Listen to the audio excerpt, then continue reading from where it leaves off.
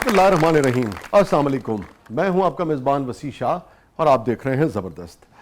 नाज़रीन, ज़बरदस्त में आज हमें एक बहुत ही ज़बरदस्त शख्सियत ने ज्वाइन किया है और ज़बरदस्त आज पाकिस्तान के सब कॉन्टिनेंट के एक ऐसे ज़बरदस्त आर्टिस्ट को, लेजेंडरी आर्टिस्ट को ट्रिब्यूट पेश करने जा रहा है जो बहुत ही मुनफरिद है। यानी कि आप यूँ समझिए कि अदाकारी की इस दुनिया में पूरे सब कॉन्टिनेंट में अगर आप 10 ऐसे लोगों की फहरिस्त बनाएं जो बिल्कुल न किसी से मिलते हो, न कोई उनसे मिलता हो, मिलने से मुराद ये कि कोई उनका मैच ना हो, बहुत ही मुख्तलिफ हो, बहुत ही मुनफरिद हों, तो हमारे आज के मेहमान उन्हीं में से एक हैं। और मेरी एक ज़ाती निस्बत, एक ताल्लुक़ भी है इनके साथ, तकरीबन 30 बरस से ज़्यादा का साथ है। आप ज़रा तसव्वुर कीजिए, आप 18-19 साल के नौजवान हो, आपने पहला प्ले अपना लिखा हो और उसमें उस वक्त का जो हसीन तरीन जो हैंडसम आदमी है और हैंडसम अदाकार है वो काम की हामी भर ले, तो आपकी क्या कैफियत होगी।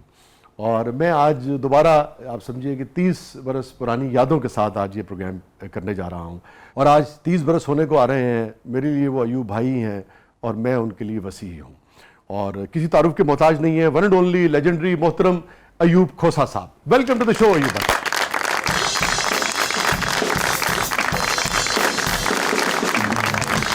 थैंक यू, बहुत बहुत शुक्रिया।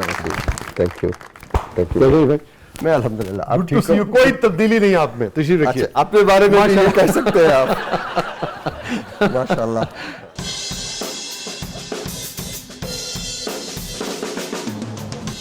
इंशाअल्लाह। बहुत बहुत शुक्रिया अयूब भाई, आपने वक्त निकाला, आप तशरीफ लाए, थैंक यू सो मच।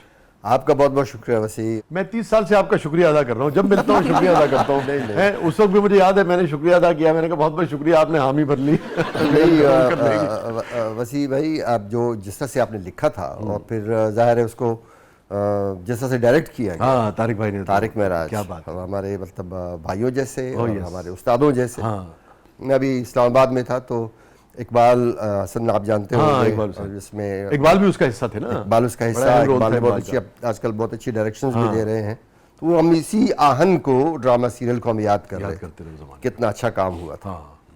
मुझे हसाम भी बहुत याद आते हैं, आपकी तो बहुत ही दोस्ती थी। हसाम और हमारे साथ भी बहुत दोस्ती हो गई। 25 साल तक हमने साथ काम किया। और एकदम से हसाम भी फिर एकदम से ही चले गए। एकदम से चला गया, वो बहुत जवानी में चला गया। बिल्कुल एकदम से चला गया। Oh, that was very shocking period. बहुत ही शॉकिंग था। आपको पता है कि बहुत सारे लोगों का आज तक ये ख्याल है, वो प्ले जो है वो उन सबका ख्याल है कि मुझ समेत हम सब कोयटा के हैं।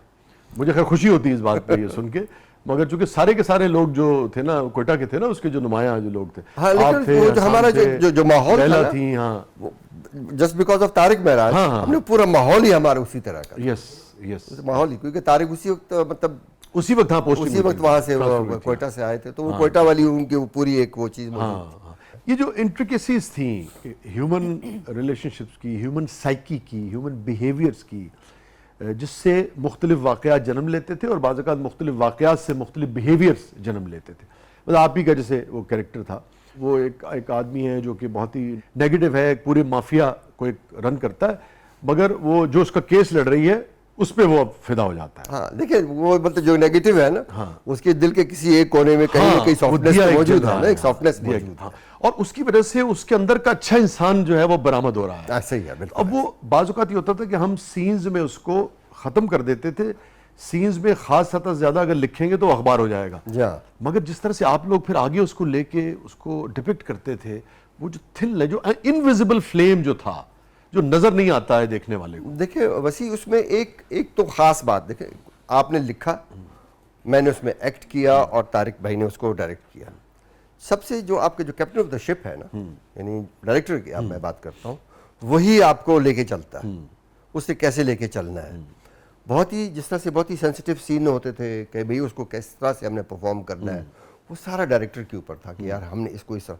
मुझे याद है कि एक सीन था तो उसमें जो ज़ाहिर है मेरा रोल नेगेटिव था, तो अब नेगेटिव को आपने कैसे दिखाना है। ज़ाहिर वो सिगरेट भी पी रहा होगा और बाकी मनशियात भी इस्तेमाल करता होगा, सारी चीज़ें, लेकिन आपने वो सारी चीज़ें आपने स्क्रीन पर दिखा नहीं सकते, लेकिन आपने कैरेक्टर के जरिए उस चीज़ को दिखाना भी है, बताना भी है कि ये कैसे करना है। तो हमने बड़ा ही इंटेलिजेंटली जो है ना वो तारिक भाई यूज़ करते थे इन सारी चीज़ों को कि यार हमने नेगेटिव दिखाना भी है, लेकिन हमारी ज़ाहिर है छुपाना भी है और टेलीविज़न की पॉलिसी है तो जाहिर है मतलब एक चोर को चोर दिखाना है, नेगेटिव आदमी को, क्रिमिनल माइंड जो बंदा है उसको उस तरह से दिखाना, तो हम उस तरह से चीज़ों को करते थे, तभी जाके वो एक चीज़ बनी, तभी जाके लोगों ने उसको एक्सेप्ट किया।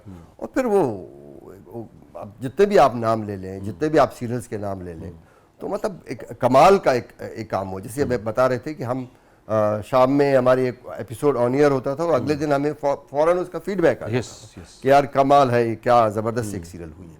तो आजकल फिर बदकिस्मती से उस तरह से चीज़ें हो नहीं पा रही। I don't know why. Sir ये किस ड्रामे की डिस्कस हो रही है? अभी तो मैंने नाम लिया, वसी का लिखा हुआ आहन ड्रामा, तारिक महराज का डायरेक्ट किया हुआ आहन ड्रामा। जी सर। और मैं जैसे लोगों ने उसमें एक्ट, इन्होंने वसी शाह ने भी उसमें एक्टिंग की। तो आपने ये हम सारी बात कर रहे थे, आपने सुनी नहीं? सर मैं सुन रहा था लेकिन आहन की मेरे जहन में नहीं रहा। आप चाय ही पी रहे हैं ना? अच्छी बात है, चाय पी रहे हैं। अच्छा, वो आहन पे डिस्कस होगी, अच्छी बात है। मगर मैं बुनियादी जो मैं जानना चाह रहा था ना, वो जानना चाह रहा था कि ओवरऑल जितने भी आप कैरेक्टर्स करते थे, मगर ये जो ह्यूमन साइकी की, रिलेशनशिप्स की, बिहेवियर की जो बारीकियां हैं, ये कैसे आप लोग कंसीव करते थे, कैसे इसको डिपिक्ट करते थे? इसके पीछे क्या मुशक्कत थी, रियाजत थी, टैलेंट था, हुनर थी, पढ़ते थे, क्या चीज़ थी? नहीं, मैं ये नहीं कहूँगा कि जनाब हमने कोई बहुत सारी किताबें पढ़ी और मेरे सामने किताबें पढ़ी होती थी और मैं एक्टिंग को पढ़ा करता था, बिल्कुल कतन नहीं। मैं झूठ होगा अगर मैं ये सारी बात करूँगा।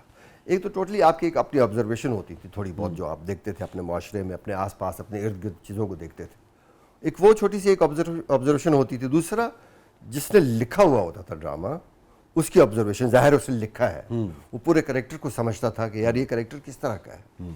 और फिर वो जो डायरेक्टर की एक आंख होती है, जो डायरेक्टर की एक सोच होती है, ये सारी चीज़ें मिल मिला के ही कहीं जाके आप एक कैरेक्टर जो है ना वो एक पेंट हुआ करता। और उसके ऊपर ऐसा नहीं है कि हम फौरी तौर पे जैसे आजकल है, आप आ गए सेट पे, आपको स्क्रिप्ट दे दिया गया कि जनाब आपने 4 जुमले बोलने हैं, 10 जुमले बोलने हैं और आपने बोलने हैं। कोई जहन में नहीं होता कि क्या करना है, उसने सेम वो 4 जुमले 10। उस वक्त ऐसा नहीं था। उस वक्त हम बैठते थे सारे, मतलब राइटर से लेके डायरेक्टर ऑफ फोटोग्राफी, डीओपी से लेके, लंबी लंबी सिटिंग्स होती थी, लंबी लंबी सिटिंग्स बैठ के हम पूरा डिस्कस करते थे कि यार ये एक्टिंग कैसी होनी है। जो कैमरे पे हुआ करता था वो अपने शॉट्स को डिस्कस करते थे। डीओपी कितनी राय होती थी कि ऐसा कैरेक्टर ये है कि इसको लिट यूं करूंगा। ऐसे ही सारे बैठ के हम डिस्कस करते थे, तब जाके कोई एक चीज़ बनती थी।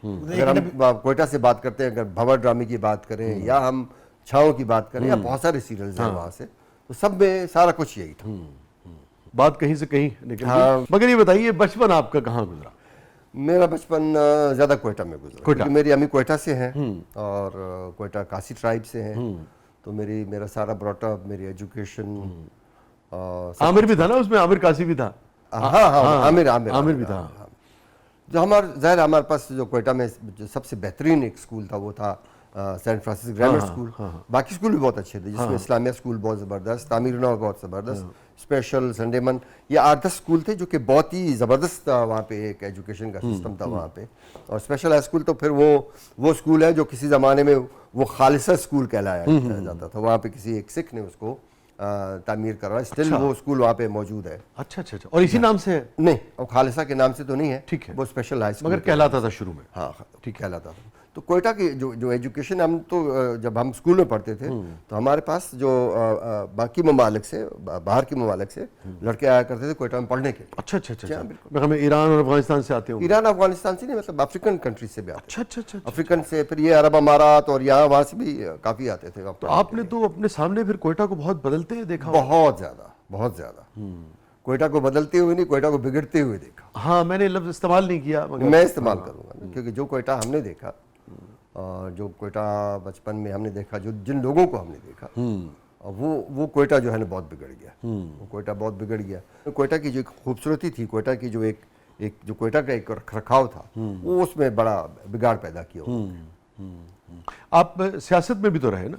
सियासत में रहा हूँ भी। हाँ, हूँ भी। तो ये बड़ा एक वो हो जाता है ना कि अच्छा आप है या नहीं है। सियासत में रहा हूँ, बड़ा एक्टिव रहा हूँ और हूँ भी, लेकिन ऑब्वियसली फिर आप अपने बाकी भी कामों को देखते हैं, बाकी भाग दौड़ भी आप करते हैं, वो भी है। मैं देख रहा था आपके व्लॉग्स वगैरह, गाँव चले जाते हैं आप खूब आजकल। मैं पहला फूड व्लॉगर हूँ, आप अगर ये कहें कि पाकिस्तान टेलीविजन से जब हमने ट्रैवल एंड फूड किया, पूरा एक वो सीरीज की थी ना, पूरा। तो उसके बाद से फिर काफ़ी दफ़ा मुझे बहुत से दोस्तों ने कहा कि यार आप वो कर लें, लेकिन मुझे कोई मौका मिल नहीं रहा था। फिर आजकल ये यूट्यूब चैनल्स और ये सारी चीज़ें, तब जाके फिर मुझे बेटों ने भी कहा कि बाबा आप अपना यूट्यूब चैनल शुरू करें। तो फिर मैं कोई 1 साल हुआ है मैंने यूट्यूब चैनल अपना एक लॉन्च किया, अयूब खोसा ऑफिशियल के नाम से। अब जहाँ मुझे मौका मिलता है मैं चला जाता हूँ। नॉर्दर्न एरियाज़ की तरफ चला गया, अब बलूचिस्तान की तरफ कहीं घूमने फिरने के लिए निकल जाता हूँ। सिंध का पूरा मैंने एक टूर किया, गुड्डू से लेके वो नगर पार्कर तक, जहाँ पे प्योर सहराई और पहाड़ी मुझे अच्छा वही लगता है। मुझे अच्छा वही लगता है, मुझे वहाँ के लोग अच्छे लगते हैं। जहाँ भी जाता हूँ पूरे पाकिस्तान में, आप जहाँ जहाँ चले जाएं, जहाँ पे आप गाँव में, देहातों में, सहरा में, पहाड़ों में जाते हैं, तो बहुत खालिस लोग आपको मिलते हैं। फितरत के मकासद की करता है निगहबानी, अल्लाह। या बंदा है सहराई या मर्दे कोहिस्तानी। बात ये है इकबाल। मुझे बहुत अच्छा लगता है। मैं तो बस मैं कहता हूँ मैं बैठ जाऊँ यहाँ पे घंटों घंटों बैठ जाऊँ। बातें करता है ना, पहाड़, बातें करता है, दरख्त, सहरा। बिल्कुल। तो मैं अपने गांव में थोड़ा सा, शायद तबीयत मेरी ठीक नहीं थी, थोड़ा सा मैं निकल आया, अपने घर से बाहर निकल आया, कोई 1 आधा किलोमीटर दूर जाके छोटा सा रेगिस्तान था। अब तो खैर छोटे छोटे से टीले रह गए थे, तो मैं एक छोटे से पेड़ के नीचे बैठ गया था। तो ऐसे मैंने कहा थोड़ा सा नेचर को, आपको सुकून देता है बहुत ज़्यादा, आप नेचर से बातें करते हैं। तो एक वो चिड़िया, एक परिंदा आके वो बैठ गया कहीं, किसी एक जड़ी बूटी पे आके बैठ गया, तो उसने चहचहाना शुरू कर दिया। वाह। तो मैंने आसपास देखा, मैंने कहा शायद और भी परिंदे हों जिनको वो बुला रहा हो या उनसे बातें कर लुभा रहा हो। देखा कि नहीं, वो नेचर से बातें कर रहा था। सुभान अल्लाह। वो अकेला बैठा हुआ था। तो मैंने कहा जब आपके अंदर एक नेचर हो, जब आप नेचर लविंग हो, तो आपको फिर बहुत अच्छा लगता है। ये जो आपने बात की अयूब भाई, आपका इतना तजुर्बा है ज़िंदगी का, बहुत बारीक बीनी से देखते हैं, आपकी गुफ्तगू में, शख्सियत में ख़ास तरह की गहराई है। ये जो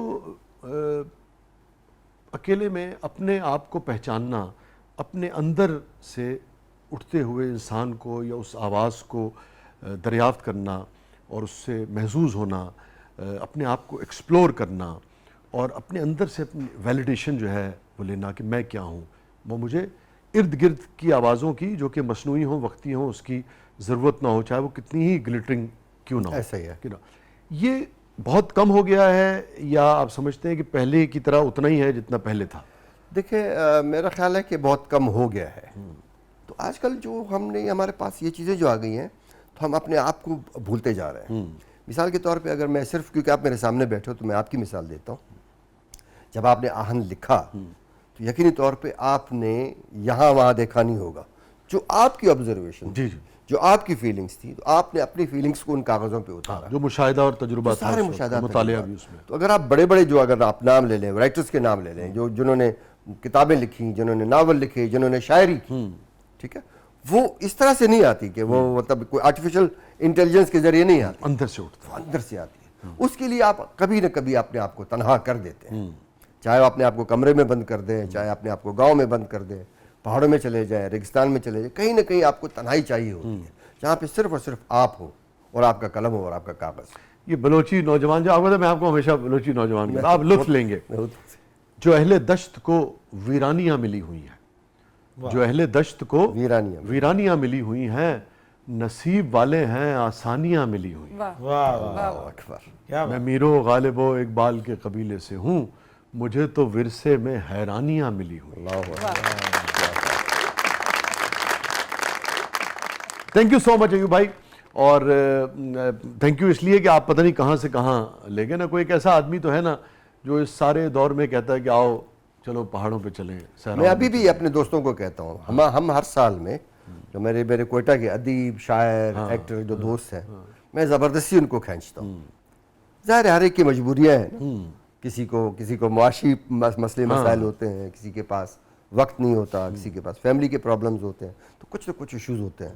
तो मैं उनको कहता हूँ कि यार साल में 10 दिन जो है ना वो सर्दियों के निकालें, 10-15 दिन, और फिर गर्मियों में 10-15 दिन निकालें। तो फिर हम 10-15 दिनों में जो हमारे सर्द इलाके हैं, आप स्कर्दू चले गए, गिलगित चले गए, चित्राल चले गए, नॉर्दर्न एरियाज हमारे बहुत ही खूबसूरत इलाके हैं। हम गर्मियों में उस तरफ निकल जाते हैं, अपनी गाड़ियाँ ले ली, उसी से नेचर लवेंगे सारे के सारे, और फिर सर्दियों में अभी इस तरफ निकल जाते हैं। ये जो थर का इलाका है, थर हुआ, सिंध के इलाके बड़े खूबसूरत हैं। सन चले गए, अपना रानीकोट चले गए, अछरो थर चले गए, और बहुत ही बेहतरीन इलाका। जो अयूब भाई ये सब नहीं कर रहा, आज की के दौर में, आज की नस्ल में से वो क्या मिस कर रहा है? कितना मुख्तलिफ इंसान है? देखिए, मैंने कुछ दोस्तों को मैं छेड़ता हूँ, मैं कहते देखिए अगर आप नहीं निकलेंगे तो फिर उन बाबों की तरह जो अपने घर से सिर्फ बाहर निकलते हैं और जो घर के थड़े पे बैठते हैं, बाहर पे थड़े पे बैठते हैं, फिर आते जाते नौजवानों को देखते हैं और चिड़चिड़े हो रहे होते हैं।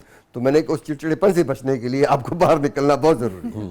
आप जाएं, नेचर को एंजॉय करें, लोगों को एंजॉय करें, बातों को एंजॉय करें और फूड को एंजॉय करें, जितना फूड आप खा सकते हैं। हाँ, एक तो ये हो गया ना, बट अदरवाइज भी उम्र से पहले भी, नौजवानी में या मिडिल एज में भी, अगर सिर्फ आदमी इसके ऊपर ज़िंदगी गुजार रहा है और नेचर की तरफ नहीं जा रहा, तो वो क्या मिस कर रहा है?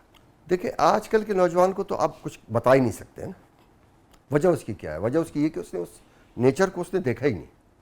मिसाल के तौर पे अगर मैं अपने बच्चों को देखता हूँ, बच्चों को देखता हूँ, मैं अपने नवासों को देखता हूँ या अपने पोतों को देखता हूँ, तो उन बच्चों के हाथ में मोबाइल आ गया, वो क्या मिस करेगा? उसको पता ही नहीं है, वो उसको दुनिया पता ही नहीं है ना, आपने उसको दिखाया ही नहीं। आपने उसको नेचर की तरफ लेकर ही नहीं गए। आपने बच्चे को चुप कराने के लिए आपने मोबाइल निकाल के उसके हाथ में, उसकी माँ ने दे दिया या उसके बाप ने दे दिया कि लो बेटा, आप ये फला फला कार्टून है, ये फला फला गेम है, ये तो आप खेलो ना, हमें डिस्टर्ब ना करो आप। तो बच्चा उनको डिस्टर्ब नहीं कर रहा, बच्चा सारा दिन उसी में लगा हुआ है। ठीक है, ये मैं अपने बच्चों की बात कर रहा हूँ, बाकी बच्चों की बात कुछ नहीं।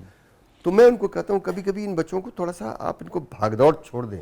ये गिरे, इनको चोटें लगे, इनको पता तो हो ना कि भाई यार मैं गिरा हूँ, मुझे चोट लग रही है, किसी के साथ लड़ पड़े, परवाह नहीं है। जी जी, ये सारी चीजें उसको आपको दिखानी चाहिए। अगर वो मिस करेंगे तो फिर तो ये समझ ले कि आपने एक ऐसी जनरेशन आपके सामने आ गई है कि अगर आपने खुदा ना खास्ता उस ये चीजें खत्म हो गई। कभी कभी पता चलता है समंदर में जी केबल कट गई, हाँ हाँ हाँ, ठीक है, जी, कोई जी, शार्क आई, उसने जो वो केबल जो चबा डाली और उसके बाद आपके पास नेटवर्क नहीं है, सब यूं बैठ जाते हैं हाँ, कि अब हम क्या करें, हमारे करें? पास तो कुछ करने को नहीं रहा। तो कुछ करने के लिए आप उसको बहुत सारी चीज़ उसके हाथ में देनी चाहिए। उसके हाथ में कलम हो, उसके हाथ में ड्राइंग हो, उसके हाथ में ब्रश हो, ये सारी चीज़ उसके हाथ में होनी चाहिए। छोटा सा उसको अगर वो गा सकता हो तो उसको बोलेंगे जनाब ज़रा गा के सुना। अगर आप एक्टिंग कर सकते हो तो मैं ज़रा अपनी फील्ड के हवाले से बात करूँ, जो भी अल्लाह ने सलाहियत दी है, जो सलाहियत आपके पास अल्लाह पाक ने, वो सलाहियत बच्चे में आनी शुरू हो जाती है। जिसके लिए वो होता है वो उसके अंदर आनी शुरू हो जाती है। मेरे बच्चे हैं, वो मैं देखता हूँ वो दीवारें सारी, मेरे घर की जो उनके कमरों की दीवारें सारी ऐसी पेंटिंग है। वो जानबूझ के जो उनके पेरेंट्स उनके हाथ में कलर्स के वो पेंसिल्स वगैरह दे देते, मैंने कहा भर दे दीवारों को, वाह, वो उनका अपना एक वो निकल रहा होता है। तो ये बहुत जरूरी है। तो अगर ये मिस करेंगे, ये चीजें नहीं होंगी तो फिर बहुत सारी चीजें मिस करेंगे। और स्टे विद अस नाज़रीन, कहीं नहीं जाइएगा। छोटे से वक्फे के बाद वापस आते हैं। हमारे साथ मौजूद हैं लेजेंडरी वन एंड ओनली मोहतरम अयूब खोसा साहब, और प्रोग्राम के अगले मरले में आपके लिए बहुत कुछ है। आप देख रहे हैं ज़बरदस्त।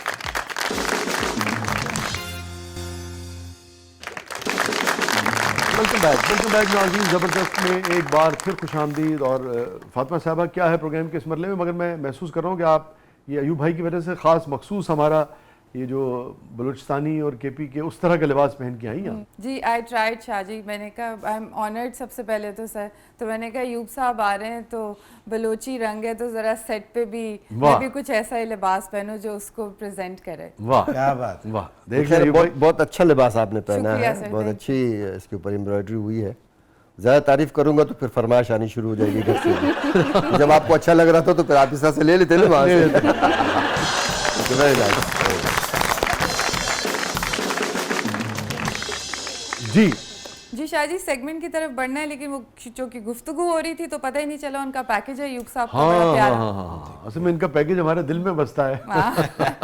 और हमारी टीम ने बड़ी मेहनत से तैयार किया है। हाँ।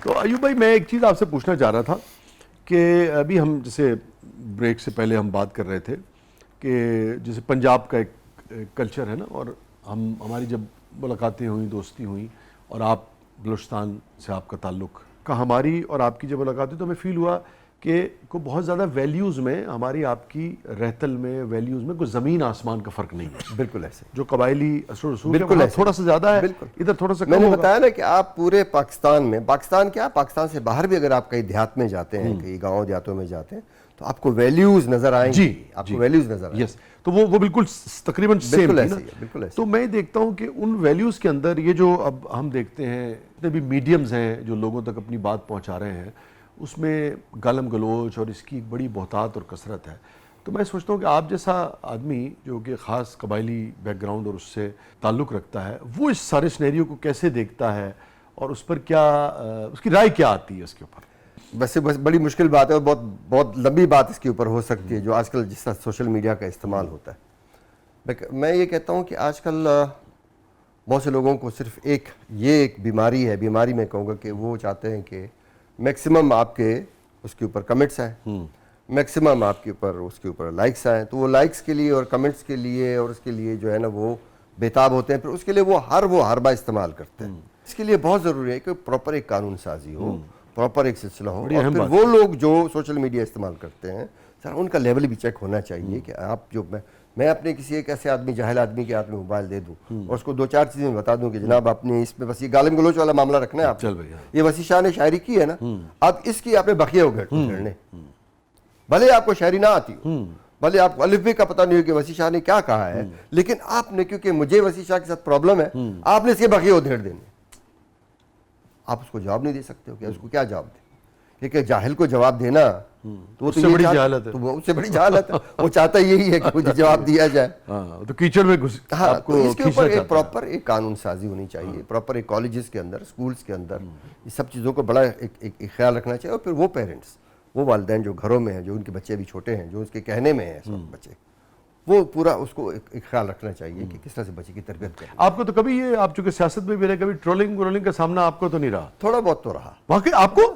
थोड़ा बहुत तो रहा। वो कैसे? बस वो एक कुछ चीज़ ऐसी हो जाती है ना, क्या हो गया? बात छोड़े इस बात को, फिर उसके ऊपर बहस शुरू हो जाएगी। अच्छा, वो एक चीज़ें ऐसी होती है ना कि कभी कभी ज़ाहिर आप जब सियासत में होते हैं तो कुछ न कुछ ऐसी बात तो आप कर जाते हैं। हाँ। कोई ना कोई ऐसी बात होती है, अपनी पार्टी के हवाले से, अपनी पार्टी पॉलिसी के हवाले से, हाँ। तो आपको एक आध चीज़ ऐसी कर जाते हैं। तो वो जब एक आध चीज़ मैंने की है, तो वो आज तक उसको आप कुछ भी कर लें ना, आप वो बहुत अच्छी वाली, नेकी वाली बात करेंगे ना, तब भी आपको कहेंगे जनाब आप वही है ना जो आपने ये किया था, आप वही है ना। ओ भाई, मैं इस वक्त क्या बात कर रहा हूँ। वैसे तो आप बहुत ही, मैं चूंकि जानता हूँ बहुत मजबूत आसाब के मालिक हैं, मगर फिर भी एक आदमी ने सारी ज़िंदगी मोहब्बतें देखी हों और इतनी रिस्पेक्ट देखी हो, तो ये आपके लिए भी नया फिनोमेना होगा?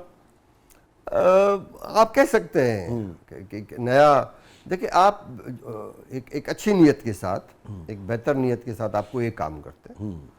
आपने कहा कि यार मैंने तो अच्छी है उसके साथ मैंने किया था, जो भी मैंने किया था, लेकिन उसको गलत ले लिया गया। अब गलत किसने लिया, उसके साथ आप बहस कर नहीं सकते। ठीक है, आप उसको कैसे समझाएंगे? आपने कैसे हैंडल कैसे किया उन दिनों? मैंने बिल्कुल खामोशी इख्तियार की। अच्छा, खामोशी। मगर आपको तकलीफ हुई? तकलीफ एक हद तक हुई मुझे, लेकिन मैंने उसको खामोशी के साथ, और फिर खामोशी सबसे बेहतरीन हल है उसका, बेहतरीन इलाज उसका वही है कि आप खामोश रहें। मैं खामोश रहा। हाँ, आमने सामने बैठे हो, एक लेवल पे हो, फिर आप बहस मुबाहिसा कर सकते हैं। या तो आप कायल कर देते हैं या कायल हो जाते हैं। तो यहाँ पे आपने किसको कायल करना? जाहिल को तो कायल नहीं कर सकते। फातिमा साहबा, अयूब साहब, अब हमारा सेगमेंट है मेरा कुछ सामान, और ये जादुई सिंदूक आपके सामने आज देखते हैं, आपको अरे किस अच्छा। चीज़ की याद दिलाता है? जादू टोने भी चल रहे हैं यहाँ पे।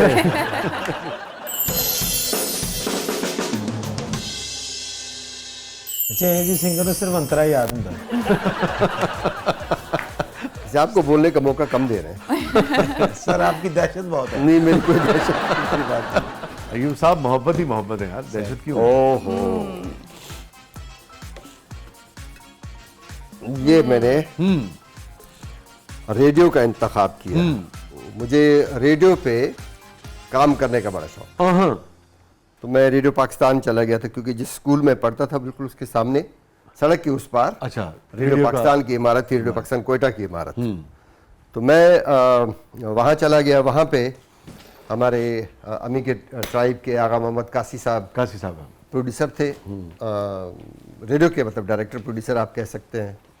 तो उनके पास मैं चला गया था, मैं स्कूल बॉय यानी स्कूल में पढ़ने वाला बच्चा, और मैं वहाँ चला गया। तो मैंने उसको कहा कि नहीं गया कैसे आए हो, पश्तो में गुफ्तगू थी हमारी। संगा रागल है जो है माले मामा रागल है पर रेडियो की कार को, हाँ, यानी रेडियो में काम करूँगा। तो कहने का क्या काम करोगे?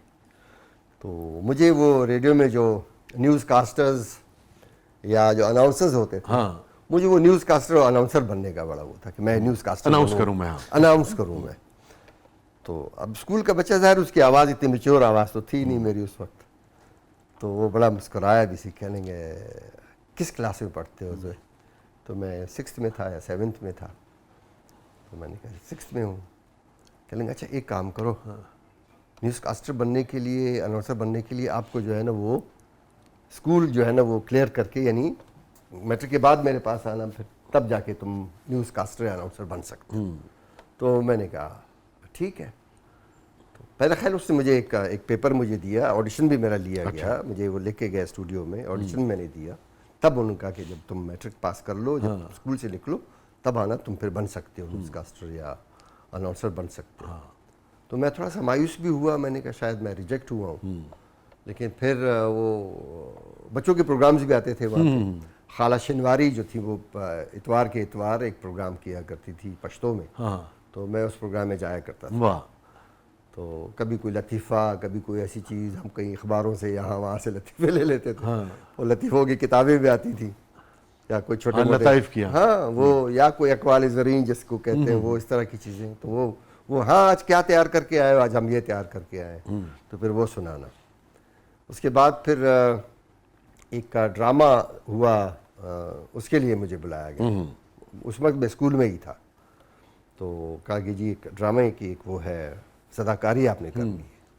तो मैंने वो वहाँ पे सदाकारी की थी थोड़ी सी, यानी एक्टिंग से पहले। तो मुझे चेक मिला था 10 रुपये से कम का चेक, हाँ, 4 रुपये का था या 5 रुपये का था या 6 रुपये का था। तो मुझे चेक मिला, तो फिर मैं अपने अबू के पास वो चेक लेके गया। अब्बू के पास? अबू के पास लेके गया। तो मैंने अबू को चेक दिखाया, मैंने कहा बाबा ये मेरी अपनी कमाई है, वाह, ये मैंने खुद से कमाया है, ये मेरी एक, ये स्कूल की मैं बात बता रहा हूँ। तो आजकल जो है ना वो बच्चे बहुत बड़े भी हो जाते, तब भी अपने बाप से पूछते कि बाबा आपकी जेब में कितने पैसे हैं? हाँ, अच्छा अगले बच्चों ने ना एक बड़ा कमाल का काम पकड़ा। आज़ादी के हवाले से कहते हैं वेस्ट वाली आज़ादी दे, और माँ बाप की जिम्मेदारी के हवाले से कहते हैं ईस्ट वाली जिम्मेदारी निभाते रहो आखिरी वक्त।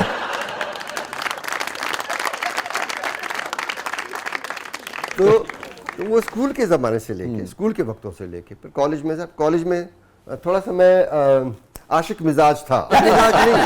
आशिक मिजाज नहीं बल्कि बहुत ज़्यादा आशिक मिजाज। 30 साल से जानता हूँ। आशिक मिजाज बहुत ज़्यादा था। तो फिर वालिदैन ने, हुस्न परस्त भी है ना आप? अब्बू ने और अम्मी ने ये सोचा कि ये बंदा जो है ना, ये लड़का जो है कहीं बिगड़ ना जाए, तो फौरी तौर पे जो है इसको जो है इसकी शादी कर दी। तो फिर मैं वो उसी स्कूल के बाद ही फिर मुझे शादी मेरी हो गई थी।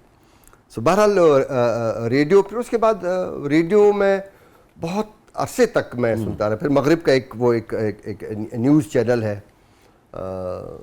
वो फिर मैं बहुत देर तक 8 बजे 8:15 बजे वो आया करता था। मैं अगर कहीं ट्रैवलिंग कर रहा हूँ, कहीं पे भी हूँ, तो मैं एक वो अपना वो मैं उसको सुनता था। फिर वो बंद हो गया। उसके बाद फिर ये रेडियो अफगानिस्तान या रेडियो ईरान, तो रात देर तक जो उसके प्रोग्राम्स आते थे। फिर वो आपको पता है कि अगर रेडियो ईरान सुन रहे हो या अगर रेडियो अफगानिस्तान सुन रहे हो, थोड़ी बहुत भी अगर आपको फारसी से शुद्ध बुद्ध है, थोड़ा बहुत भी अगर जानते तो फिर वो आप समझ आ जाती है। फिर वो जिसके कलाम सुनाते थे वो बहुत बड़े बड़े नाम, यानी मौलाना रूम के नाम, हाफिज के, सादी के। तो ये वाले जो है ना वो आप जोर भी देके थोड़ा बहुत, लेकिन वो जिन आवाज़ें जो रेडियो पे जो सुनाई जाती, नाशनास तो सिंगर था, सिंगर है, बल्कि वो अभी भी है, लेकिन वो बहुत बड़ा है। फिर वो जब अफगानिस्तान में हुकूमतें तब्दील हो गई, तो फिर वो रेडियो सारा कुछ बेचारा वो तो कहीं का कहीं चला गया। तो उस तरह से उसका, लेकिन रेडियो के साथ मेरी बड़ी खूबसूरत यादें।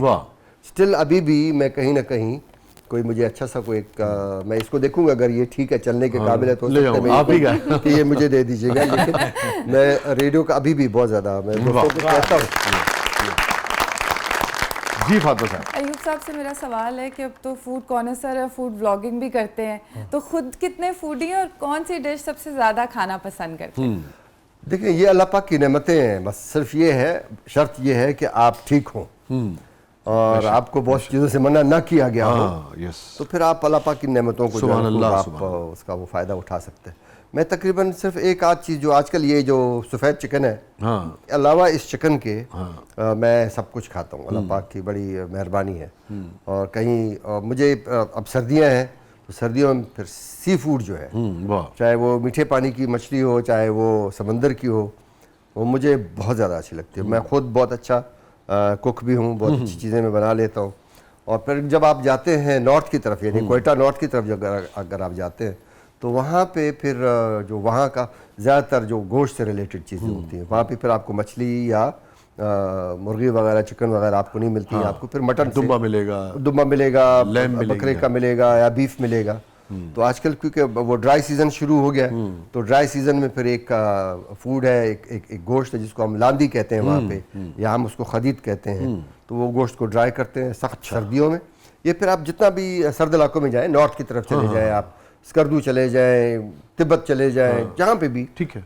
बर्फबारियाँ होती हैं तो वहाँ पे लोग प्रिजर्व करते हैं गोश्त को, हर वक्त उसको खुश कर लेते हैं, उसको खुश कर लेते हैं, ड्राई कर लेते हैं, फिर बवक्त ज़रूरत उसको निकाल के दोबारा से बॉईल करके ठीक है। और उसका सालन या जो भी चीज़ बनानी तो वो एक बहुत बड़ी डेलिकेसी है। तो मैं हर तरह का फूड जो है वो मैं एंजॉय करता हूँ। आजकल फिर वो साग मुझे बहुत अच्छा लगता है, वाह, साग हो और फिर चावलों की रोटी हो, फिर वो एक दो रोटियों के दरमियान जो गुड़ डालते हैं, हाँ हाँ हाँ, ठीक है।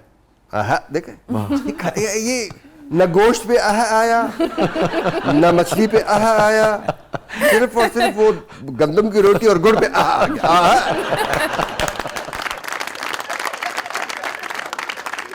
स्टे विद अस, कहीं नहीं जाइएगा, प्रोग्राम के अगले बदले में आपके लिए बहुत कुछ है। आप देख रहे हैं जबरदस्त।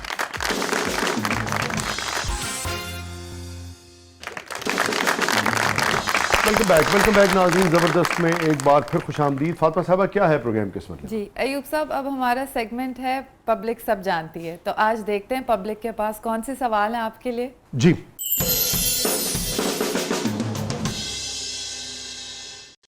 अयूब साहब, आपने कहा कि आप लड़कियां देखने के चक्कर में पीटीवी गए। आप एक्टर तो बन गए, मगर आप जिस काम के लिए गए थे, क्या वो काम आपका हो गया? ये मैंने कहीं मैंने ये बात कही है और इसमें सच है, झूठ भी नहीं है कि मैं इसीलिए गया था। मैंने जैसे कहा, मैं बड़ा आशिक मिजाज आदमी था मैं, तो मैं गया उसी के लिए। उनका क्या बना अल्लाह बेहतर जानता है, तो अभी कई नानियाँ दादियाँ होंगी वो।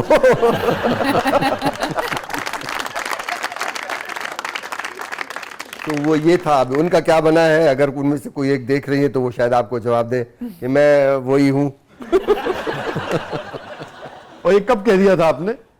पता नहीं किसी इंटरव्यू में मैंने ये बात कही है। अभी हाल ही में गई, पुराना गई? हाल ही में। अच्छा अच्छा अच्छा अच्छा, तभी तो उनको याद आया ना। ये तो पीछा नहीं छोड़ेगी आप। हाँ, तभी तो जैसे आपने कहा ना कि वो एक चलता है सिलसिला। सोशल मीडिया नहीं छोड़ेगा आप। जी, अयूब खोसा साहब से मेरा सवाल है कि आपका क्रश कौन है और ज़िंदगी में कितनी मोहब्बतें हुई हैं, कभी कोई मोहब्बत मिली भी है या नहीं? 3 सवाल हैं जी। मेरी जो वैसे तो मोहब्बतें मुझे याद नहीं कि कितनी हुई हैं, बेशुमार हुई हैं। एक सीरियस मोहब्बत हुई है जो कि नहीं हुआ, उसके बाद फिर वालिदैन का डंडा चला। एक सीरियस मोहब्बत हुई मगर आप उसे हासिल नहीं कर सकते? नहीं कर सकता। अच्छा, ठीक है। तो फिर वालिदैन का जो है ना वो डंडा चला, तो फिर मैं डंडे के सामने बेबस था। मैंने कहा जी ठीक है, क्योंकि मैं अपने वालिदैन से जो है ना वो बहुत ज़्यादा बेपनाह मोहब्बत मेरी थी, है भी, तो उनको फिर मैं इनकार नहीं कर सका। जैसे ना सर तस्लीम खम किया। हाँ बिल्कुल, वाह। तो ये था। और क्रश वो पूछ रहे हैं जी, कौन था आपका? क्रश इसी को कहते हैं ना, पहली हाँ। था भाई, वो यही हाँ, है। अमूली होता है कि बात जानने तो वाले अभी तो आते जाते दो किस्सा चलता रहता है। बदले, वरना आप शायरी कैसे करेंगे? बदले नहीं, मेरे पे रहा, मेरे पे रहा। वरना आप सोचेंगे कैसे? देखिए, इसके बगैर तो आप कुछ कह भी नहीं सकते। देखिए, अगर आप नेचर से प्यार करते, कुछ चीजें हैं जिसको आप अलग नहीं कर सकते। नेचर से अलग नहीं कर सकते। जहां आपने उनको अलग कर दिया तो समझ लो एक खला पैदा हो जाता है, एक उसमें एक अजीब सी एक वो आ जाता है, तो उसको आप अलग नहीं कर सकते। जी अयूब खोसा साहब, मुझे आप थोड़ा सा ये बताइएगा कि जिस तरह की आपकी पर्सनैलिटी है, तो अगर हम ड्रामे के अंदर जैसे देखते हैं कि जो बच्चे हैं वो सो नहीं रहे होते तो माएँ उनको डराती हैं कि जी आप सो जाएं, अयूब खोसा साहब आ जाएंगे, क्या रियल लाइफ में भी ऐसा होता है? ये बात सही है कि कहीं कहीं बच्चों को जो है ना माओ ने जरूर डराया है। तो ज़ाहिर माएँ पहले खुद डरी होंगी तो बच्चों को डराया होगा ना। तो उन्होंने इस तरह से हुआ है, लेकिन लोगों ने मुझसे प्यार भी बेइंतहा किया है, बेइंतहा प्यार किया। तो एज सच और ये भी प्यार ही का एक रूप होता है ना आर्टिस्ट से, तो उसके कैरेक्टर बच्चों को डराने के लिए कुछ तो होना चाहिए। आजकल तो बहुत कुछ है, तब तो हम सिर्फ इक्का दुक्का लोग थे।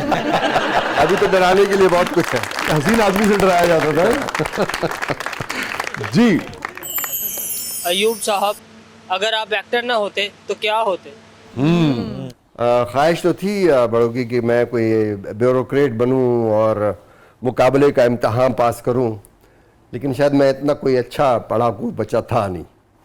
को तीसरी चौथी जमात तक तो मेरी पोजीशन आती रही क्लासेस में, नंबर 1 पे, नंबर 2 पे, नंबर 3 पे, मैं ऐसा से आता रहा। उसके बाद जैसे जैसे मैं बड़ा होता चला गया वैसे वैसे मैं निकम्मा होता चला गया। वजूहत वही है। तो बस फिर शायद मेरी जो तवज्जो थी वो कोई बहुत ज़्यादा उसकी तरफ नहीं गई, एकेडमिक्स की तरफ नहीं थी। हाँ नहीं गई, मतलब फिर मीडियोकर सा, मतलब कोई बहुत ज़्यादा इंटेलिजेंट भी नहीं, बहुत ज़्यादा डफ भी नहीं, लेकिन डफर भी नहीं, लेकिन दरमियान में कहीं कहीं कुछ सा। तो अगर मैं ना होता तो कहीं कहीं कोई रिटायर्ड सेक्रेटरी, मेरे बहुत से दोस्त कहीं बने रिटायर्ड सेक्रेटरी। मैं जाके देखता हूँ मेरे कुछ क्लास फेलोज, तो कोई सेक्रेटरी रिटायर हुआ, कोई अच्छे लेवल पे कहीं। तो मैंने जाके देखा, मैंने कहा यार अगर मैं इस तरफ जाता ना तो मैं तुम लोगों की तरह खड़ूसी होता। ये अल्लाह पाक ने, मैं कहा बोलते दोस्तों को, मैंने कहा सारे दिन फाइल में लगे हुए हैं, सारे दिन फाइल में लगे हुए, ये हुआ ये हुआ ये हुआ ये हुआ, या पैसा बनाने में लगे हुए हैं। तो ये अल्हम्दुलिल्लाह इससे बच गए। ये फरमाइए, आपका कौन सा काम, आपकी वालिदा को आपने बहुत जिक्र किया, जब भी आपने जिक्र किया आपकी आंखों में एक चमक आई ना माँ का जिक्र करते हुए, तो कौन सा काम आपका आपकी वालिदा को सबसे ज़्यादा पसंद रहा? मुझे ज़ाहिर माँ है ना, तो वो इस तरह का कैरेक्टर जो है ना उसको अच्छा नहीं लगता। नेगेटिव अच्छे नहीं लगते, अच्छे नहीं लगते। पॉजिटिव कैरेक्टर जो उनको कभी जिक्र करती होंगे, हाँ वो बहुत अच्छा जहाँ पे किया। उसके चेहरे पे मुस्कुराहट आए। अच्छा, वो कहते कोई ऐसा काम करो कि जिसमें मुझे खुशी मिले, मतलब मुझे मेरे चेहरे पे मुस्कुराहट हो। बेटा ये किस तरह के काम क्यों करते हो, नेगेटिव है, कहीं कोई चोर है, कहीं मारे जा रहे हो, कहीं पकड़े जा रहे हो, कहीं घसीटे जा रहे हो। तो मैं कहते अभी हमें क्या करें, काम है। तो मेरे अब क्योंकि वो जो मैंने जैसे बताया यूट्यूब चैनल जो है, और अब वो अम्मी को वो देखिए आप, वो अब वो बहुत अच्छा लगता है। वो बड़ा, क्योंकि उसमें मैं नेगेटिविटी तो है नहीं, मैं बड़े पॉजिटिव उसके साथ मैं वो काम करता वो तो असल है ना आपका एक तरह हाँ से, वो बिल्कुल ऐसे, बिल्कुल आपकी ऐसे, मामूलात है। बिल्कुल ऐसे। जी आप माशाल्लाह इतने बहुत बड़े एक्टर हैं आप, ठीक है, आप इतने आपने आर्टिस्ट के साथ वर्क किया है, तो आजकल आप बहुत कम टीवी पे नज़र आ रहे हैं, कहीं आपकी मूवी भी नहीं आ रही, तो आपकी बीवी इजाज़त नहीं दे रही है, कोई और वजह काइंडली बताएं, ऑडियंस जो है ना वो देखना चाहती है आपको दोबारा। नहीं, बेगम तो कभी भी उसने मुझे मना नहीं किया। ऑब्वियसली ज़ाहिर मेरा काम है, ना बेगम ने मना किया, ना बच्चों ने मना किया, ना वालिदैन। अबू ने शुरू में एक दफ़ा मना किया था, लेकिन जब काम मैंने अच्छा किया तब अबू ने कहा कि अगर तुम अच्छा कर सकते हो, इज़्ज़त के साथ कर सकते हो, इज़्ज़त आबरू के साथ करो तो बेशक करो। तो मना तो किसी ने भी नहीं किया। काम कम का आप आजकल का कह सकते हैं, निस्बतन कम किया। हाँ निस्बतन आप आजकल का कह सकते हैं, क्योंकि आजकल कहीं ना कहीं मेरा जो ये हुलिया है वो उसके आड़े आ जाता है और फरमाइश हो जाती है। मुझसे किसी प्रोडक्शन हाउस ने फरमाइश की कि अगर आपके बाल छोटे हों, अगर आप शेव कर लें, अगर आपके, मैंने कहा देखें या तो आप मुझे कायल करें कि आप कोई ऐसा कोई मार्केटल आला काम कर रहे हैं जो कि दुनिया के बड़े बड़े जो प्रोडक्शंस हैं, हॉलीवुड है या फला वुड है, उसके करीब का है, तो मैं तो करने के लिए तैयार हूँ। आपके पास स्क्रिप्ट का वही बुरा हाल है, आप सास और बहू वाले कैरेक्टर से बाहर निकल नहीं पा रहे हैं, आपकी कहानियाँ एग्जैक्टली वही हैं, डायरेक्शन का आपका बुरा हाल है, डायरेक्टर बैठा होता है पीछे कुर्सी पे, अगला सीन देख रहा होता है, डीओपी के हवाले कर देता है कि जनाब ये सीन कर लो, तो डीओपी ने लाइटें वाइटें उसी पे डिपेंडेंट होते हैं। तो इस तरह के काम के लिए आप क्या करें? तो मैं खास मैं वाहिद एक्टर हूँ जो कि सेम इसी हुलिये में चल रहा है। तो आपको बहुत पसंद है अपने बाल और अपना जो भी अपीयरेंस है? मैं हालांकि मैंने बेशुमार मैंने गेटअप्स किए, बेशुमार मैंने गेटअप्स किए, वो ऐसा सच नहीं है कि मतलब कुछ हो तो सही, मगर कुछ हो कैरेक्टर तो में। सही, नहीं है तो ठीक है, जाने दो, ऐसे सही है। जी। मेरा अयूब खोसा साहब से फरमाइश है कि आप जितने सख्त मिजाज लगते इतना सा एक गाना सुना दे या एक रोमांटिक डायलॉग बोल के दिखाए। मैं एक ड्रामा सीरियल हम कर रहे थे दश्त के नाम से, हाँ, आबिद अली साहब वाला। आबिद अली साहब वाला। मगर ये तासुर क्यों गया कि सख्त मिजाज मैं है? अभी इसका मिजाज तो है नहीं आप। मैं होलिया, हाँ, होलिया तो उसमें ज़ाहिर है जो हमारे जिनके साथ मेरा काम हो रहा था, अतीका ओडो के साथ था, अतीका ओडो, नुमान इजाज, असद मलिक, आबिद अली साहब खुद, तो बहुत बड़ी कास्ट। हाँ, बहुत बड़ा सीरियल था। सबिया खानम जी उसमें मौजूद थी, फजीला काजी थी उसमें, बहुत सारे लोग थे। तो उसमें एक सीन था जिसमें मैंने कोई रोमांटिक होना था अतीका ओडो के साथ, तो वो बड़ी मुश्किल पेश आई मुझे, बड़ी मुश्किल मुझे पेश आई। तो मैं वो शायद दूसरा से मैं, देखिए हम जो बलोच है ना, हमारे को रोमांटिसिज्म का जो एक मयार है वो कुछ और है।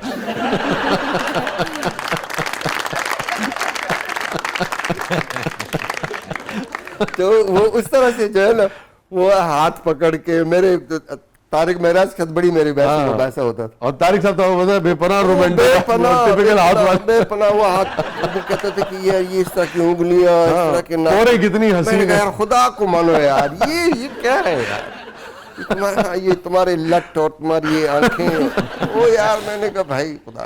तो मैं बहुत ही माफी के साथ आपके शायद इस सवाल का जवाब प्रॉपर मैं दे ना सका, तो न कोई मुझे कोई गाना आता है, न कोई सुना आता है। मैं बड़ा इस हवाले से जो है ना मुझे वो नहीं है। तो और मेरे ख्याल में इससे पहले कि आप तफसीली जवाब की तरफ जाएं, बेहतर है हम ब्रेक की तरफ चलें।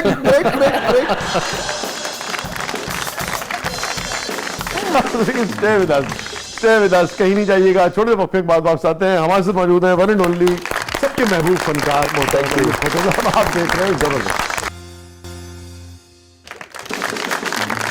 वेलकम बैक नाज़रीन, जबरदस्त में एक बार फिर खुशामदीद। और अयूब खोसा साहब, हमारा सेगमेंट है जिसका नाम है कैथारसिस।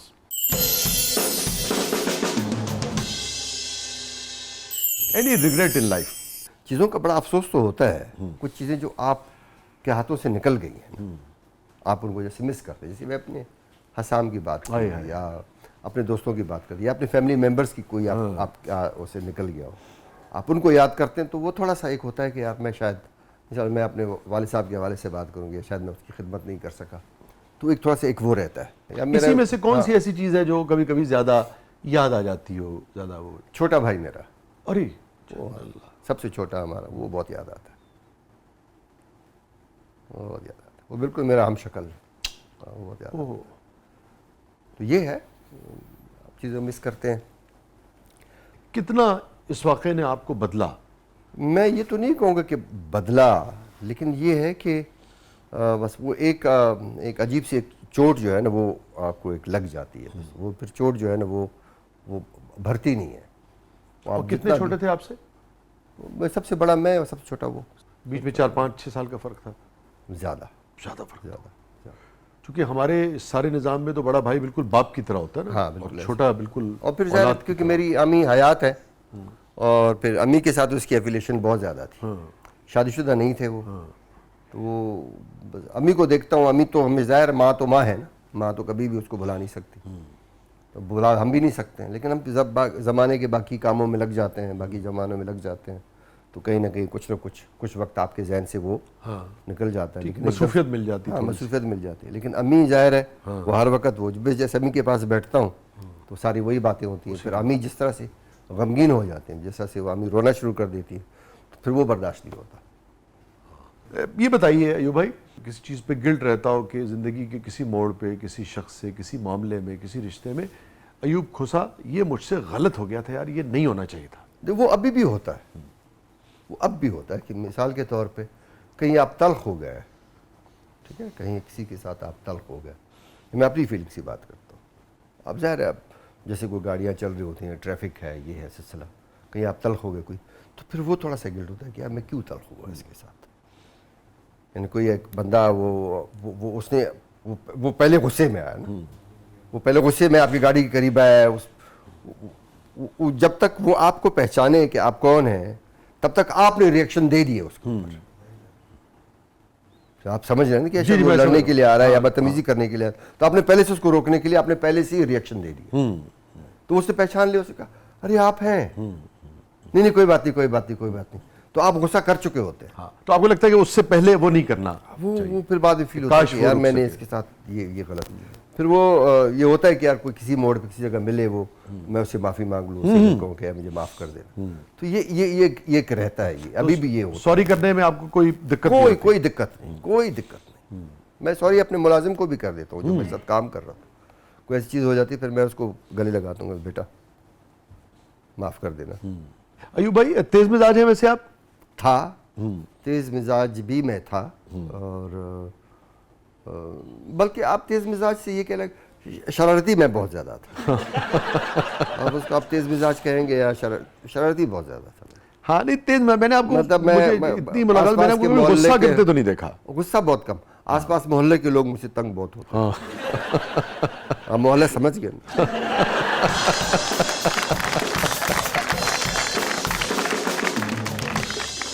कोई ऐसी शरारत जो शेयर की जा सकती हो?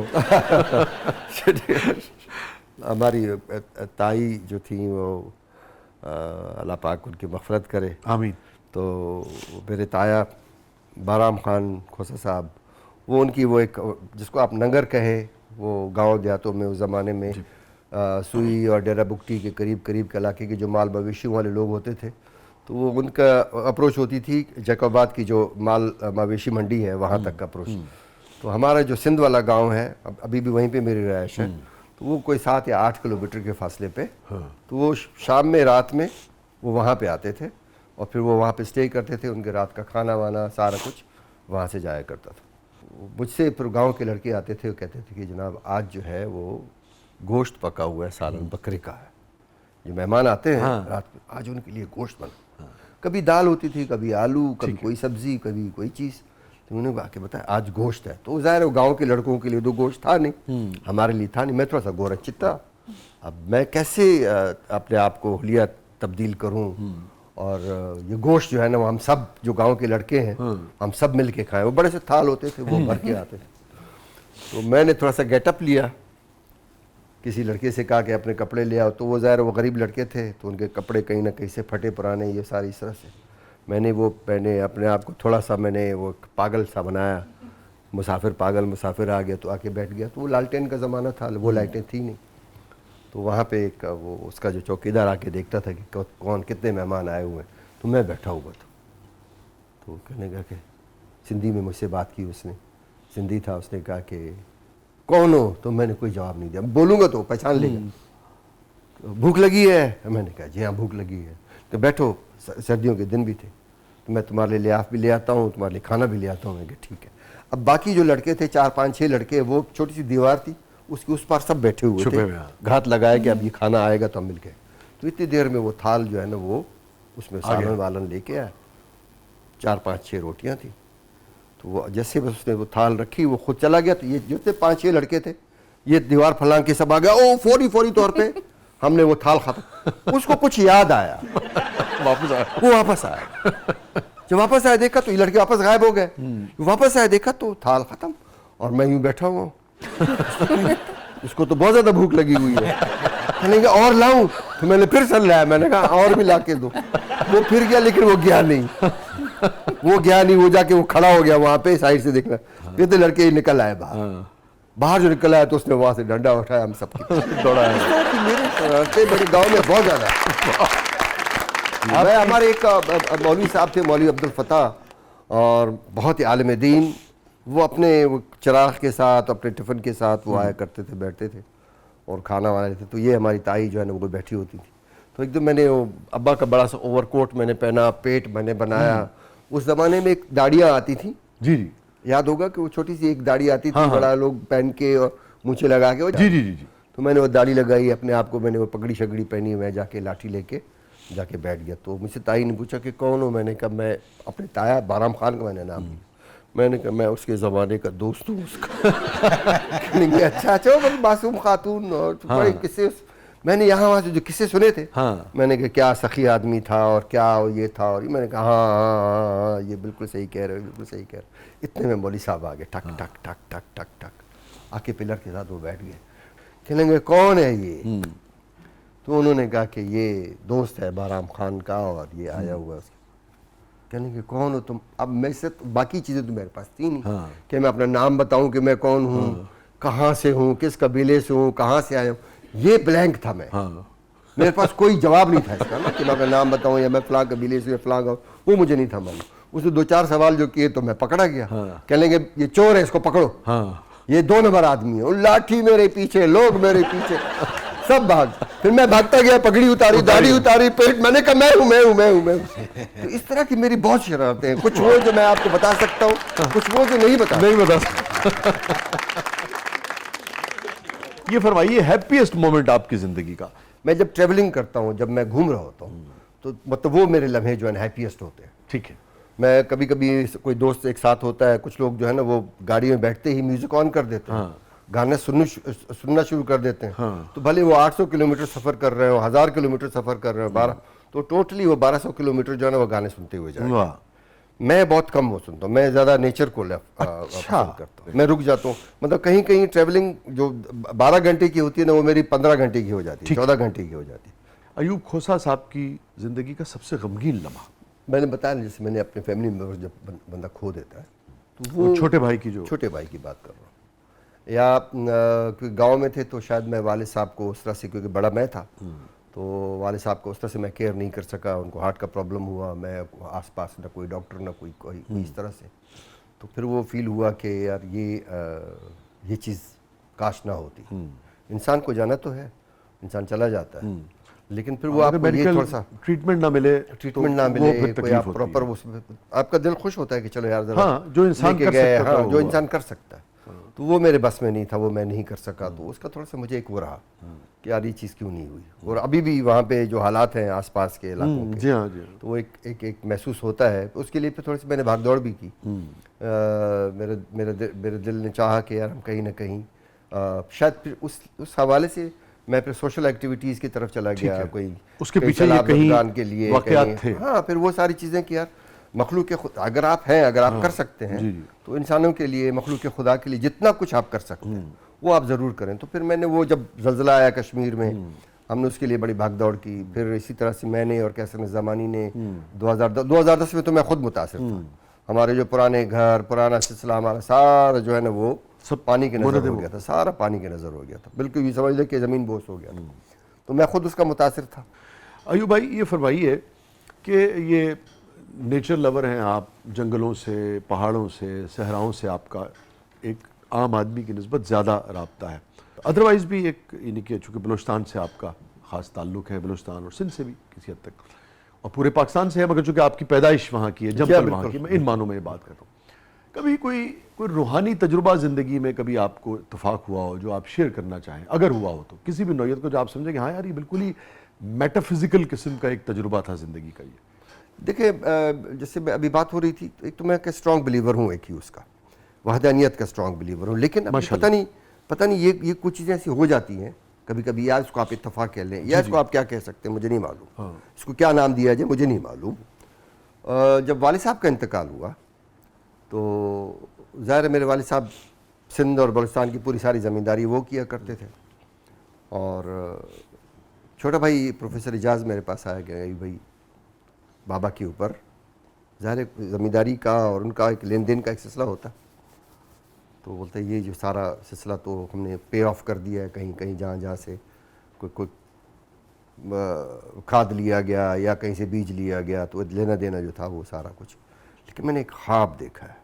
ये आपके छोटे भाई ने? छोटे भाई इजाज़ भाई ने। ठीक है। वालिद साहब ख्वाब में आए हैं, उन्होंने उसके हाथ में एक पर्चा सा है और वो यूँ टिक मार्क कर रहे हैं कि ये भी कर दिया, ये भी कर दिया, ये भी कर दिया, ये भी कर दिया, ये भी कर दिया। ये एक हिंदू है, इसको देख लो। अच्छा, यानी ये प्रोग्राम मेरा छोटा भाई इजाज़ भाई भी देख लो। तो ये भी क्या, तो हमने अपना जो वालिद साहब के साथ जो ज़मीनों पे काम करता था, मुंशी आप कहें उसको, मैनेजर कहें, उससे हमने कहा कि ये इस तरह से ख्वाब देखा। कहेंगे वो एक खातून है सोबतपुर बलूचिस्तान में, शायद वालिद साहब ने वहाँ की ज़मींदारी के लिए उससे कोई चीज़ कोई उठाई हो, कोई खाद की सूरत में, कोई बीज की सूरत में। तो मैं और इजाज़ भाई हम लोग गाड़ी में बैठे, हम चले गए सोबतपुर। सोबतपुर का एक छोटा सा बाज़ार है, बाज़ार में गए, वो खातून जो थी वो यानी सेठनी आप कहें, दुकानदार वो हिंदू औरत, तो उसकी दुकान के पीछे उसका घर, तो दुकान पे मर्द बैठा हुआ था। तो हमने कहा कि हम अब्बा का नाम लिया, हम उसके बेटे आए हुए, तो आप देख लें, पूछ लें कि अगर अब्बा के ऊपर कोई इसका कोई कर्ज वर्ज है तो हमें बता दें। तो अंदर से वो जवाब आया कि जी आपके अब्बा के ऊपर ये कर्ज, वो लेन देन के मामले में। हाँ ये कर्ज था, तो ये कर्ज, तो हमने वो कर्ज अदा किया। तो ये कभी कभी होता कि यार ये क्या था, अजीबोगरीब वाकया है ना, अजीबोगरीब बात है ना, कि मतलब वो आके उसके हाथ में पर्चा हो और लंबी सी एक लिस्ट हो और वो टिक मार्क कर रहा हो और बता रहा हो कि ये भी हो गया, ये भी हो गया, ये भी हो गया, इस हिंदू को देख लो। उसने नहीं कहा कि हिंदू औरत को देख लो, हमने वो मुंशी से पूछा कि भाई ये क्या है, उसने कहा कि इस तरह से। तो इस तरह की बहुत सी चीज़ें होती हैं इस तरह से। लेकिन फिर पता नहीं, वो इंसान कभी कभी सोचता है कि यार ये क्या हो सकता है, ये क्या है। ऐसे इस तरह के छोटे छोटे वाक़यात तो बहुत सारे। मेरा एक बहुत ही मेरा सख्त एक एक्सीडेंट हुआ फैमिली के साथ, हमें पूरा हमारा हेड ऑन हुआ। कोयटा जा रहा था बच्चों के साथ, बेगम साहबा, मेरे नवासे और मेरी बहू, हम सब बैठे, पूरा खानदान था। हाँ, पूरे गाड़ी में बैठे हुए। तो मेरा पूरा एक ट्रक के साथ हेड ऑन हुआ है, जिसमें मैंने ये मेरा जो कप है, प्याला जिसको कहें, कि मेरा ये प्याला टूटा पूरा। मैं I was on bed, I was on wheel chair, मैं हिल नहीं सकता था। तो वो मुझसे छोटी बहन ने मुझे कहा कि मुझे ख्वाब में छोटा भाई सोहेल भाई कहेंगे, वो ख्वाब में आया, वो जैसे उसने रोका हो इसको, हाँ, इस वाक़े को या एक्सीडेंट को ज़्यादा नुकसान होने से, जैसे उसने रोका हो, जैसे वो बीच में आ गया हो। तो मैंने कहा वल्लाह आलम, तो इंसान कहीं कुछ नहीं कह सकता कि यार ये क्या है, कहीं आपकी कौन सी ऐसी चीज़ है जो कि चल रही होती है, कौन सी ऐसी चीज़ है, गॉड नोज बेटर, अल्लाह क्या निज़ाम है, जो क्या निज़ाम है, अल्लाह बेहतर जाने, अल्लाह बेहतर। लेकिन फिर हम वापस उसी की तरफ देखते जी हैं। उसी का आप, बेशक बेशक। जो चेहरा ज़िंदगी ने आपको दिखाया, पूरा मुड़ के देखिए, उसमें से कौन सी कैसी चीज़ थी ज़िंदगी की जो मनफी आपके मुशाहिदे में आई? हाँ, कि ये मनफी चीज़ थी जो ज़िंदगी ने मुझे दिखाई, तजुर्बे और मुशाहिदे के जरिए। देखिए मैं आपको बताता हूँ, और एक मस्बत चीज़, कहीं ना कहीं अल्लाह पाक आपके ऊपर जो है ना बड़ा मेहरबान हो जाता है। मैं ये कहता हूँ कि अगर मैं इसकी तरफ नहीं आता, एक्टिंग की तरफ ना आता, तो शायद मैं किसी और तरफ निकल जाता, और वो और तरफ जो था ना वो मेरे लिए ख़तरनाक साबित होता। अच्छा, क्योंकि आप जब एक यंग एज में होते हैं ना, तो यंग एज में होते हैं, आपने देखोगे एक दवाई के एक बोतल पे एक बच्चे को दिखाया 2 सांप उसके हाथ में, ठीक है, 2 सांप उसके हाथ में, देखो कोई एक दवाई, नाम नहीं लेना चाहता हूँ, लेकिन दिखाया एक बच्चा है मासूम दवाई उसके जो है ना, उसने ऐसे सांप पकड़े हुए, क्योंकि वो मासूमियत है, उसको अच्छे और बुरे का नहीं मालूम, उसको इस बात का अंदाज़ा नहीं है कि यार ये सांप मुझे डस लेगा, वो खेल रहा है उसके साथ। तो शायद मैं जिस एज में मैं था, मैंने भी ऐसे 2 सांप पकड़ने की कोशिश की थी। अच्छा, ठीक है, लेकिन अल्लाह पाक ने कोई ऐसा एक वजह, जब मैं स्कूल की बात करता हूँ कि मैं रेडियो पाकिस्तान चला गया, तो मैं किसी और तरफ भी जा सकता था।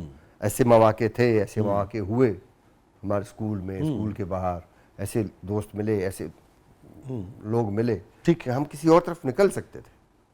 वो एक एडवेंचर तो एक उसके आपके अंदर होता है ना, कि यार ये नौजवान नई चीज़ों से अट्रैक्ट होता है, बहुत सारी फोर्सफुल चीज़ों से अट्रैक्ट होता है, फोर्सफुल चीज़ों से। जी हाँ, यानी अगर हम ये बात करें ना कि मिसाल ये हथियार और ये सब मेरे सामने सारी चीजें हुई हैं, ठीक है। मेरा ये भी हुआ कि डाकुओं के साथ भी मेरा एक फड्डा हुआ, वो मेरे मामलात वो भी मेरे चले, वो भी मेरे हुए, तो वो फिर एक अलग कहानी, वो तो जरा शेयर करें, वो अलग कहानी। लेकिन खैर बहरहाल मैं वो ये कहता हूँ कि एक गलत फहमी हुई उनको, और कोई उनका ये ख्याल था कि शायद उसके पीछे मैं हूँ सारा कुछ, डाकू। अच्छा, तो वो फिर मेरे साथ उलझ पड़े। अच्छा, उलझ पड़े तो उन्होंने काफ़ी सारा नुकसान भी पहुँचाया मुझे, फसलों को जलाया, ये किया, वो किया। मेरे जहन में ये आया कि एक वो बंदा जो कि एक्टर है, जिसको लोग जानते हैं, जिसको लोग प्यार करते हैं, मोहब्बत करते हैं, ऑटोग्राफ लेते हैं, तस्वीरें बनाते हैं, सारा कुछ करते हैं, और एक वो बंदा जो कि क्राइम की दुनिया का है और बड़ा नाम है और क्रिमिनल है और डाकू है, एक वो है, ठीक है। अब अगर मैं अपनी कोई कहानी लिखूं और मैं कहूँ कि जी हीरो वर्सेस ज़ीरो, ठीक है, जो नापसंदीदा है, माशरे में हम कहते हैं कि डाकू एक नापसंदीदा एक वो है, और एक जो हीरो है जो कि अच्छी बातें करता है, ड्रामों में आता है, यहाँ वहाँ जाता है, सोशल वर्क करता है। तो इसमें दोनों में से हीरो कौन है और ज़ीरो कौन है?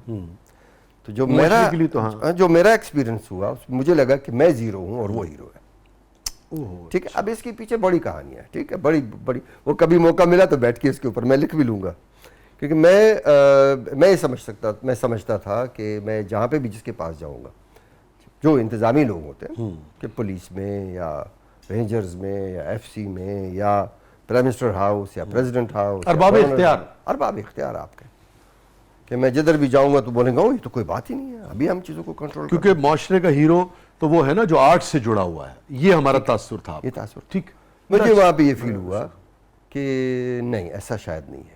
ओह, ऐसा शायद नहीं है, क्योंकि वो जो लोग रखते हैं, जो लोग उनकी पुश्तपनाही करते हैं, तो उनके भी बहुत सारे अज़ाइम होते हैं, बहुत सारे मामला होते हैं। तो ये बहुत ही मुश्किल बात है जो मैं आपसे साथ कर रहा हूँ, लेकिन ये कभी भी मौका मिला तो इसके ऊपर बड़ी तफसील के साथ या तो मैं लिखूँगा या बात करूँगा। ये बहुत ही ये बहुत तल्ख है, बहुत ज़्यादा तल्ख है, जिसको मतलब मैं बयान नहीं कर सकता। लेकिन बहरहाल वो ज़िंदगी का एक फेज़ था, एक हिस्सा था, वो एक निकल गया, वो सिलसिला चला गया। लेकिन वो आपको थोड़ा सा वो कर देता है, आपको थोड़ा सा समझदार बना देता है, आपको बहुत सी बातों में आपके अंदर एक ठहराव लेके आता है कि how to deal with things, ना, कैसे आपने डील कैसे करना है, किस तरह से करना है। तो मैंने तो ज़िंदगी के बहुत सारी चीज़ें देखी ना, बहुत सारी चीज़ें देखी। तो एक कौन सा शेर है, आप ज़्यादा बेहतर वो कमी गाह की तरफ मुड़ के देखा, हाँ, देखा जो खा के तीर कमी गाह की तरफ, जनाब अपने ही दोस्तों से मुलाकात हो। अस्सलाम वालेकुम, बात ये ओहो, अच्छा, उन्हें तकलीफ तो दी होगी आज। हाँ बिल्कुल, यकीनी तौर पे, क्योंकि फिर बाद में खैर फिर ये मैं आपसे अलग आपको इंटरव्यू दूंगा इसके हवाले से। ठीक है, जितना आप मुनासिब समझे, जितना आप मुनासिब समझे। इसी पे आपको मैं ये जो कमी गाह वाला था ना, इसको और तरह से, सबका अपना अपना तजुर्बा होता है जिंदगी का। नहीं, क्योंकि मैं इसको रिलेट कर रहा हूँ इस ये वाले सिनेरियो मैं समझ गया, उसमें मैंने डाकू वाले सिनेरियो, हाँ मैं समझ गया, मैंने एक शेर कहा था, मैं समझ गया कि उस वक्त मुझे अंदाजा हुआ, बल्कि मुझे भी तकलीफ हो रही है कि मुआशरा जो है वो आर्ट के किसी नुमाइंदा आदमी के साथ खड़ा नहीं होता है। ये है ना बुनियादी तौर पर, बुनियादी तौर पे ये है, बुनियादी तौर पे यही है।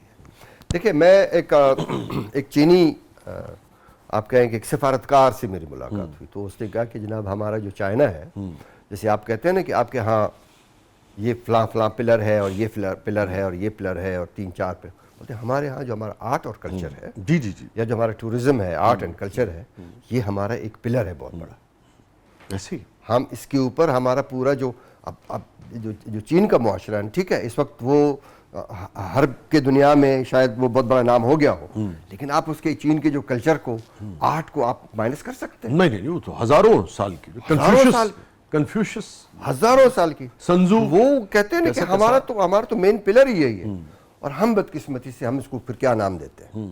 आप देखा होगा हम क्या उसको नाम। जी जी, पूरा वेस्ट पूरी इंसानी तारीख के तजुर्बे के बाद इस नतीजे पे पहुंचा है कि वो हमारे एक शायर दोस्त हैं, उनकी एक नज़्म है, उसका एक मिसरा है, हम शायर होते हैं, हम कम होते हैं। हाँ।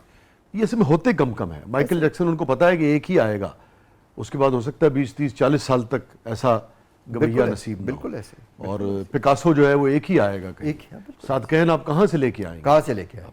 देखिए, हमने फिर सादकैन के लिए कोई राह भी हमवार नहीं की। जी जी, हमने उसके लिए कोई राह भी तो नहीं बनाई ना कि चलो जी ठीक है यार, सादकैन हमारे पास अब नहीं रहा, लेकिन यार ये उसी उससे बिलोंग करते हैं, थोड़ी सी सपोर्ट करें। और उसका फिर नतीजा भी तो देखा ना मुआशरे ने, ये जो आज सारी बेचैनी और वो सारा वो है। गुलजी के साथ क्या हुआ? जी, गुलजी के साथ देखिए, कोई तसव्वुर कर सकता था? गुलजी को तो अलग से प्रोटेक्शन देनी चाहिए थी स्टेट को। बिल्कुल दुरुस्त कह रहे हैं, इतना बड़ा आदमी, आपका इतना अहम आदमी। Thank you so much, thank you so much, thank you so much, thank you everybody. और नाज़रीन, ये था आज का ज़बरदस्त, और अपने फीडबैक से हमें आगाह कीजिएगा दोस्तों के हवाले से, और वो बात कर रहे थे तो मैं कह रहा था कि अपना अपना तजुर्बा होता है, तो कुछ अशार मैंने कहे थे, इस पर आप लुत्फ लेंगे। और मैं डेडिकेट करता हूँ आपका शेर उन दोस्तों के नाम जो कोयटा में बैठ के सुन रहे हैं। तीसरा शेर है वो। अच्छा ठीक। मेरे मुंह में जुबान है ही नहीं, मेरे मुंह में जुबान है ही नहीं, जाओ कोई बयान है ही नहीं। क्या मेरे शुक्रिया, मेरे मुंह में जुबान है ही नहीं, जाओ कोई बयान है ही नहीं, और रूह से रूह का मिलाप है ये, रूह से रूह का मिलाप है, रूह का मिलाप है ये, जिस्म तो दरमियान है ही नहीं। क्या बात है, शुक्रिया। रूह से रूह का मिलाप है ये, जिस्म तो दरमियान है ही नहीं, और दोस्ता तीर उधर से आएगा, दोस्ता तीर उधर से आएगा, जिस तरफ तेरा ध्यान है ही नहीं। अब इसको जो मैंने ठीक है डेडिकेट किया दोस्तों को, तो दोस्तों ये वो वाला शेर नहीं है, बता दूंगा आपको। वो वाला शेर जो है मुझे बताएंगे और वो मैं आप लोगों को दोबारा से व्हाट्सएप कर दूंगा। अच्छा वो वाला, चले मैं आपको वो वाला बता दूं जो आपके और हमारे कोयटा के दोस्तों के। कोयटा के दोस्तों में तो बहुत ही हसाम, आप लैला कैसे कैसे दोस्त अभी भी कोयटा है से सारे, हमारे। माशाल्लाह, तो बहुत चलिए सारे। आप सबकी नजर है, हमने नेकी का कोई काम किया होगा वसी, हमने नेकी का कोई काम किया होगा वसी, जो दिया रब ने हमें आपसा प्यारा कोई दोस्त। वाह वाह, सुभान अल्लाह। नाज़रीन अपने फीडबैक से हमें आगाह कीजिएगा, और मेरी भी एक्साइटमेंट का ज़रा लेवल और तरह का था, क्योंकि मेरे भाई भी, दोस्त भी, और लाज बात है पाकिस्तान का, सब कॉन्टिनेंट का इतना बड़ा स्टार और नामवर आर्टिस्ट हमारे साथ मौजूद थे, तो बहुत ही लुत्फ आया हमें भी। अपने फीडबैक से हमें आगाह कीजिएगा, इजाज़त दीजिए, अल्लाह हाफ़िज़। थैंक यू, अल्लाह हाफ़िज़, बहुत बहुत शुक्रिया।